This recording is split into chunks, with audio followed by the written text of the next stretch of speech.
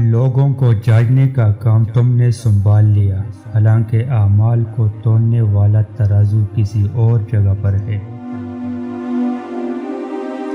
ہمارے قافلے کے سالار فخر دو عالم امام الانبیاء حضرت محمد صلی اللہ علیہ وسلم ہے۔ ہمارا کام قربانی ہے، یہی ہماری خوش نصیبی ہے کہ آپ صلی اللہ علیہ وسلم ہمارے مددگار ہے۔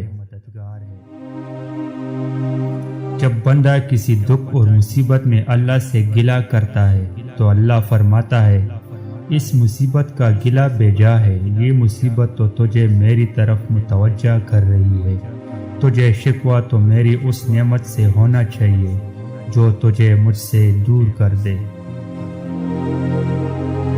اللہ تک جانے کے بہت سارے راستے ہیں، لیکن میں نے جو راستہ اختیار کیا وہ محبت کا راستہ ہے جو اللہ تک لے جاتا ہے۔ جس جگہ پر دماغ کو حدوں کے سوا کچھ دکھائی نہیں دیتا، وہاں محبت چھپا ہوا راستہ دکھا دیا کرتی ہے۔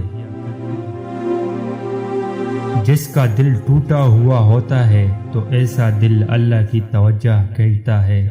خوش قسمت ہے وہ روح جو اللہ کے لیے آنسو بہاتی ہے۔ جب تک دل ٹوٹ کر بکھرے گا نہیں، تب تک دل کے اندر روشنی داخل کیسے ہوگی؟ ایک ہی زبان بولنے والے نہیں بلکہ ایک جیسے جذبات رکھنے والے ایک دوسرے کو بہتر سمجھ سکتے ہیں۔ قیدی اور بادشاہ جب رات کو سو جاتے ہیں تو قیدی اپنے قید خانے اور بادشاہ اپنی بادشاہت اور سلطنت کو بھول جاتا ہے۔ اے بندے، دین کے راستے میں جب مشکلیں اور مصیبتیں آ جائے تو حضرت بلال حبشی رضی اللہ عنہ کی زندگی پر غور کرنا شروع کر دیا کر۔ لاٹھی موسیٰ کے ہاتھ میں گواہ بنی، جادوگر کے ہاتھ میں لاٹھی بیکار ہوئی۔